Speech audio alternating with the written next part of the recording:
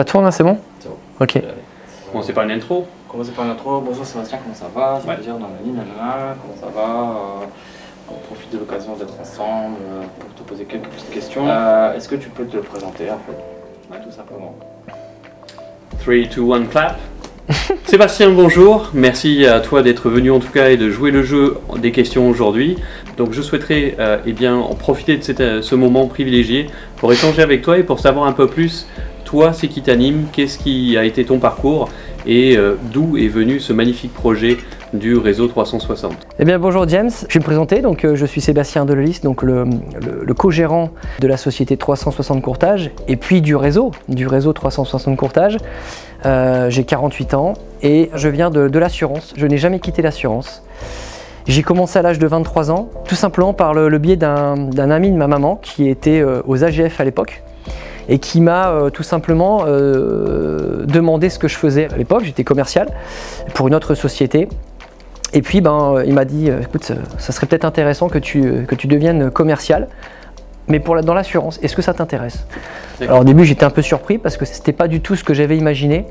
Et puis donc je suis rentré aux AGF, c'était en 2001.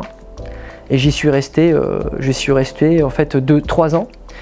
Et j'ai appris mon métier, donc j'ai travaillé essentiellement la partie vie, donc l'assurance de personnes. Donc c'était tout ce qui est lié plutôt au patrimoine et tout ce qui est lié aussi à la partie prévoyance. Et j'ai vraiment adoré. Et j'ai vraiment découvert un métier que je connaissais pas du tout, mais qui m'a plu.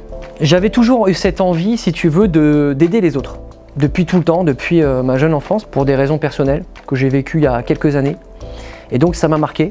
Et j'ai dit, bah tiens, pourquoi pas aider les autres à peut-être à mieux placer leur argent pour éviter d'avoir des problèmes financiers, parce que c'est toujours désagréable. Et ça a commencé comme ça, on va dire dans mon esprit, ça a mûri vraiment comme ça. Et donc l'assurance m'a permis tout simplement d'emblée d'aborder ce sujet. Et je me suis dit, waouh, c'est génial parce que je peux vraiment déjà aider les autres par le biais de mes conseils et le fait de guider un client à ce niveau-là. L'approche patrimoniale me plaisait énormément parce que ça me permettait de faire des études concrètes. Et puis l'assurance vie me permettait justement d'utiliser ces stratégies de transmission avec gérer un système d'éviction au niveau de la succession qui permettait justement aux clients de bénéficier tant du placement, de l'épargne et surtout de leur proposer une solution en matière de transmission.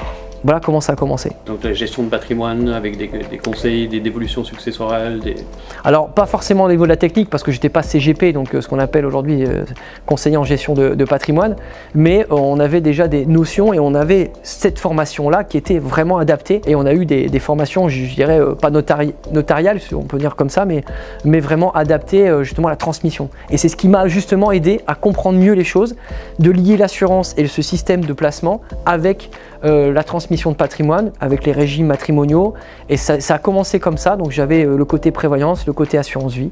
Donc ça a duré de 2001 à 2003. Ok, donc Sébastien, suite à ce première expérience, quelle était la suite de ton parcours?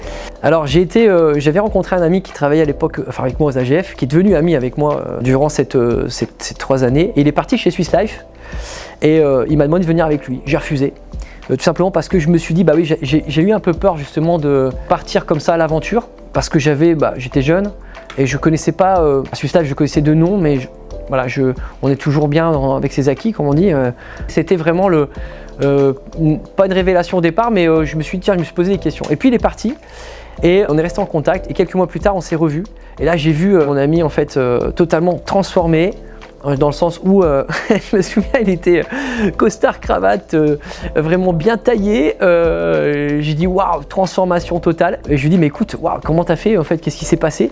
Je le voyais sûr de lui, vraiment, voilà, une autre personne dans le sens où déjà physiquement la posture qu'il avait. Et donc il m'a expliqué le côté Swiss Life avec la recette, la méthode. Il travaillait vraiment la cible clientèle que je voulais travailler à un moment donné que je pouvais pas parce que les produits n'étaient pas forcément adaptés. Et la cible clientèle que je voulais vraiment aborder qui était les TNS, mais les professions libérales. Et donc ça s'est passé comme ça et je suis rentré chez Swiss Life donc en 2003. J'avais 26 ans et là ça a été vraiment, là pour le coup, une révélation pour moi.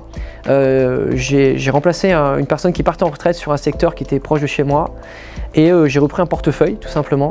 Vraiment intéressant parce que c'était un portefeuille d'entreprise, de chez entreprise, d'indépendants. Il y avait très peu de professions libérales de mémoire, je m'en souviens encore parce que c'est moi qui les ai développées après. Et j'ai pu vraiment travailler et la cible de clientèle que je voulais travailler depuis toujours. Et donc j'ai une recette, une méthode qui m'a vraiment appris tout ce qu'il fallait faire pour réussir dans mon métier, dans un métier que je connaissais, mais une autre corde à mon... J'ai rajouté une autre corde à mon arc, comme on dit, et ça m'a permis vraiment d'évoluer et de travailler vraiment ce côté-là.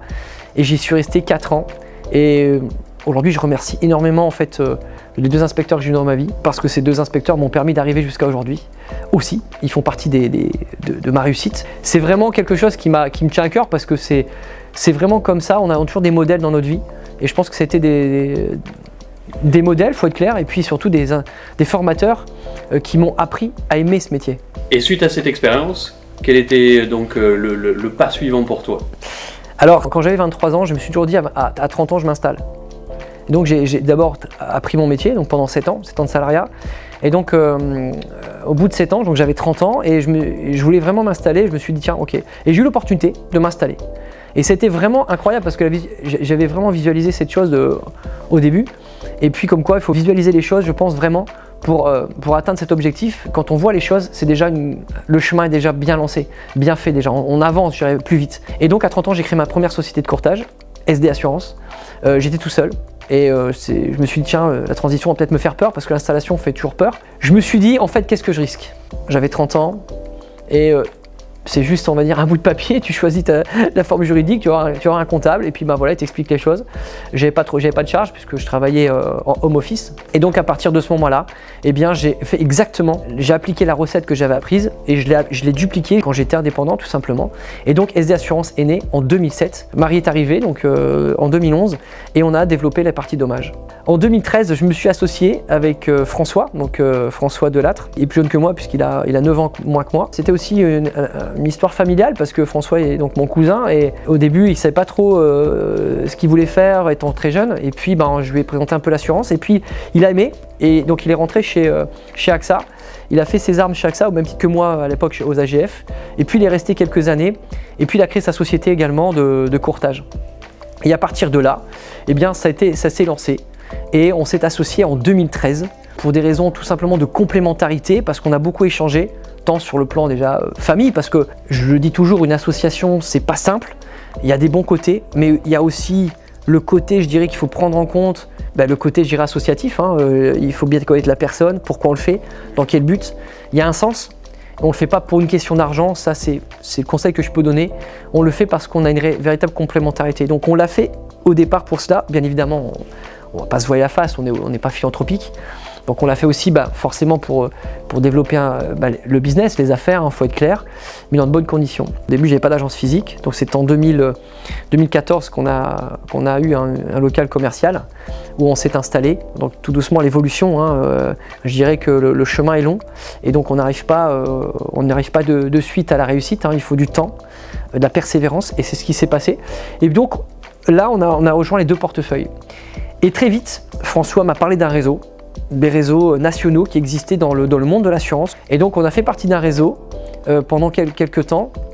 Et là, ça nous a ouvert vraiment l'esprit sur le fait d'être, je dirais, accompagné, le côté actualité juridique, la conformité arrivée à un moment donné. Et ça nous a donné vraiment cette envie. En tout cas, au départ, c'était ce qui nous a un peu animé. Et très vite, on s'est dit, mais pourquoi on ne créerait pas un réseau nous-mêmes? D'accord. Donc là, aujourd'hui, on fête les 10 ans du réseau 360. C'est à ce moment-là que l'aventure a démarré. Exactement. C'est-à-dire en 2015, on a créé le réseau 360 courtage de toutes pièces. C'est-à-dire que là, on avait déjà les difficultés de l'association au niveau de l'agence. On avait le côté déjà charge. Et puis, on s'est dit, mais pourquoi pas on aime bien les challenges et les défis. Et on s'est dit, tiens, pourquoi ne pas créer un réseau de partir d'une page blanche. Et là, ça a été vraiment la révélation. On s'est dit, allez, ok, on y va. Parce qu'on avait l'agence à gérer et puis le réseau a créé le modèle économique de toutes pièces. Et donc, c'est là où c'est parti. Donc, François a développé le réseau, le modèle économique. Le buffet, je dirais, était vide, il n'y avait rien. et puis moi, je gérais l'agence, la partie relation client, et c'est parti comme ça. Donc c'était en 2015. Et là, c'était une belle aventure qui a commencé, puisque ça a été... c'était très dur au départ, faut être clair, je vous le dis honnêtement, c'est pas si simple, hein. De nouveau on est reparti de zéro. 2015-2016, on a fait des 2 années très compliquées, on a même imaginé abandonner parce que c'était dur, vraiment, c'était les charges et puis surtout, l'agence finançait toute la partie investissement du réseau et c'était pas rien. Il a fallu, j'irais, tenir bon, persévérance, se dire que on va y arriver, comme on a fait depuis le début, mais cette fois-ci on avait un peu l'expérience, mais c'est vrai qu'on a eu beaucoup de hauts et beaucoup de bas, les obstacles étaient là, comme toute création, comme tout ce qui est nouveau. Et puis en 2000, donc ça a duré 3 ans je pense, 3 ans, on a créé le site internet, on a créé toute la partie marketing pour se faire connaître aussi. Et bien le réseau, en fait on s'est dit, mais toutes les difficultés qu'on peut avoir quand on crée une société, l'installation c'est difficile. Déjà financièrement, on doit s'investir, psychologiquement parce qu'on se dit est-ce que je vais y arriver? Est-ce que c'est pour moi? Si je réussis pas, qu'est-ce qu'on va dire de moi? Est-ce que voilà et puis ça peut être aussi le côté mauvaise croyance, un peu négatif, parce qu'on peut se dire si c'est un échec. Donc on se pose beaucoup de questions, ce qui est normal, et puis, donc, pour se lancer c'est pas simple. Mais on l'a fait essentiellement pour aider les autres. Justement, parce qu'on a eu cette expérience en tant que chez l'entreprise, au départ avec l'agence, et on s'est dit, on s'est installé, on connaît toutes les choses, comment ça se passe, la conformité, pourquoi ne pas aider les autres à mieux s'installer, avoir un buffet sur lequel on peut pouvoir se servir de des bonnes choses, éviter les erreurs, les obstacles on les a eus, on va leur faire éviter tout ça, et surtout le côté humain. Pourquoi? Parce que je pense qu'aujourd'hui, les affaires se font non pas avec la transaction, mais la relation. Et je pense qu'aujourd'hui, il faut d'abord travailler déjà l'humain et la relation, avant de travailler la transaction. Et on s'est dit, mais comment aider les autres? Et c'est comme ça qu'on va le faire. Et ça nous a vraiment animés. Et ça a vraiment commencé en 2018. Où là, 3 ans de travail, d'investissement. Et d'efforts. Et d'efforts. Ne pas lâcher. Ne pas lâcher, jamais. En tout cas, Sébastien, bravo pour cette magnifique aventure et je comprends un peu mieux grâce à ton historique et le parcours que vous avez mené ensemble. Donc, si je comprends bien, le point de départ 2018, aujourd'hui on est en 2025, dans quelle direction est parti 360 Courtage? Alors, en fait, 2018, c'était là, comme je te dis, la révélation. Au départ, on était, je pense, sur 3 ans, on était moins de 15 courtiers, je pense. Parce qu'effectivement, ça venait de se lancer, on n'était pas forcément connu, l'image, la notoriété, comme toute entreprise, il faut que les courtiers qui rentraient dans le réseau nous fassent confiance. Et donc tout ça, ça s'installe. On peut pas, comme je disais tout à l'heure, on ne peut pas réussir en une seule fois, ça met du temps. Il faut investir avant de récolter le fruit. Il faut donner avant de recevoir, et je pense que la vie c'est ça. Donc on savait que ça allait être dur, mais quand on aurait passé le seuil de rentabilité, d'avoir un certain niveau de chiffre d'affaires pour justement amortir l'ensemble de nos charges, eh bien ça se passerait beaucoup mieux. Mais il fallait continuer à imaginer que le business plan qu'on s'était donné au départ allait fonctionner, et surtout travailler et mettre en avant la partie je dirais, accompagnement et humain. Et donc 2018, ça a été la révélation. Pourquoi? Parce qu'on a eu beaucoup plus de contacts, l'image, et puis surtout le côté, je dirais, oui, il faut le dire, l'aspect marketing, la com, a payé. Donc on a vraiment récolté les fruits. On a commencé à recruter vraiment les courtiers. Aujourd'hui, nous sommes en 2025, nous avons 98 cabinets et 113 membres dans le réseau. Donc une belle évolution, une belle progression. On continue bien sûr à évoluer, les ambitions de 360, c'est d'être la référence des réseaux nationaux. Il faut être clair, on se donne du mal pour ça, on travaille là-dessus. Et puis voilà, je pense qu'aujourd'hui la meilleure des récompenses, c'est d'une part c'est les membres du réseau qui nous font confiance, ça grandit, donc c'est que ça fonctionne bien, très bien. On est là à côté d'eux, c'est pas parce qu'on est tête de réseau qu'on n'est pas à côté d'eux et qu'on ne les accompagne pas. Au contraire, je pense que c'est primordial et c'est comme ça qu'on doit réussir, pour moi à mon sens, et c'est ce qui fait la réussite, et la clé elle est là. Et puis aussi il ne faut pas oublier tous les partenaires qui nous entourent, c'est-à-dire les partenaires qui nous aident justement à réussir avec nous et avec les membres du réseau, les fournisseurs clairement, et qui nous font confiance aujourd'hui et qui l'ont fait au départ et qui sont toujours là. Le chemin il est bien tracé, on continue, on avance. En tout cas c'est une magnifique ambition. Oui, je pense que là on est bien parti. Bon. Sébastien, tu parlais donc d'animer, de fédérer, de partage. Pour toi, ça passe à travers quoi dans le réseau 360? En fait, l'idée, c'est de pouvoir justement se rencontrer, parce qu'on fait beaucoup de formations, donc ça passe par les vidéos, par les réunions, je dirais, webinaires, ces choses-là qui sont très intéressantes, je dirais, tout au long de l'année, mais ça ne suffit pas. Donc il faut aussi, je dirais, des rencontres physiques, et dans le cadre des séminaires que l'on fait annuellement ou parfois par région, parce qu'on le fait aussi. Les tours 360, c'est intéressant aussi pour les rencontrer, je dirais, au cœur des régions, parce que certains ne peuvent pas venir, on le fait également. Donc les séminaires, les conventions se font une fois par an, et là, effectivement, c'est génial, parce que l'idée, c'est de partager, de fédérer, de s'amuser aussi par le biais d'événements qu'on met en place. Et on rencontre aussi les partenaires, on fait des formations, et ils peuvent surtout échanger entre eux.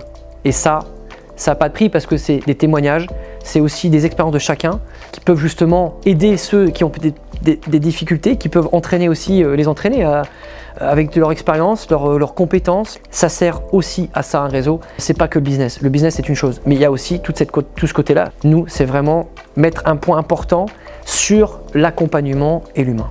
Le côté accompagnement et d'être proche d'eux, c'est ce qui fait qu'ils se sentent bien et qu'ils savent pourquoi ils font partie d'un réseau. Sébastien, donc un beau parcours, un beau projet, une belle aventure, de l'ambition aussi, oui. De l'ADN dont tu parlais tout à l'heure, 360. Pour toi, quel est l'avenir immédiat? Quels sont les projets dans un avenir proche pour 360? L'ambition déjà, c'est surtout de pouvoir continuer notre progression, je dirais, sur la partie membre du réseau. C'est-à-dire, comme je te disais, c'est surtout la partie référence au niveau national, d'être un réseau qui soit reconnu en tant que tel, et de recruter le maximum de profils dans le réseau, et surtout de les aider. C'est surtout ça, d'aider les autres, d'aider celles et ceux qui ont encore des mauvaises croyances peut-être, ou des peurs, de se dire il y a des réseaux qui existent, parce qu'un grand nombre de personnes, de salariés, de compagnies d'assurance qui peut-être veulent s'installer et être autonomes, et ils pensent qu'il n'y a pas, pour eux les réseaux n'existent pas parce qu'ils ne connaissent pas, et donc ils y vont solo. Mais aujourd'hui, bien que les réseaux commencent à se démocratiser un petit peu, et je pense que c'est l'avenir vraiment. Et donc, je pense que déjà, c'est d'attirer le maximum de personnes pour les aider et mieux comprendre le système des réseaux, le modèle en fait. Ça, c'est la première chose. Et puis, deuxième chose, c'est de peut-être demain aussi de les aider différemment, c'est-à-dire les monter en compétences. Parce que je pense que le savoir, c'est le pouvoir, et quand on sait, on a déjà plus de compétences, mais surtout, on a ce côté, je dirais, confiance en soi. Pourquoi pas demain imaginer un centre de formation 360? Ça peut être une très belle opportunité pour nous. On réfléchit à ça tous les jours. On le fait déjà par le biais de formation, mais je crois que c'est vraiment, ça fait partie des ambitions et des objectifs de 360, et plein d'autres choses, des outils, enfin bref, voilà. Mais on continue sur cette lancée, et on a plein de projets. Plein de beaux projets. Exactement. D'accord. C'est ça. En tout cas, merci beaucoup Sébastien. D'habitude, c'est toi qui interviews. Là, aujourd'hui, on échange un peu les rôles. Merci de t'être prêté au jeu, et merci pour ton temps. Merci à toi, James, justement, d'avoir retourné un petit peu la situation. Et puis, ça m'a fait vraiment plaisir de répondre à tes questions. En tout cas, si ça peut aider les autres, tant mieux. Merci beaucoup. Merci, James. À bientôt. C'est bien. Merci, James. James. Ouais. Ça. Il est au top, hein? Ouais, franchement. J'aime bien parce que...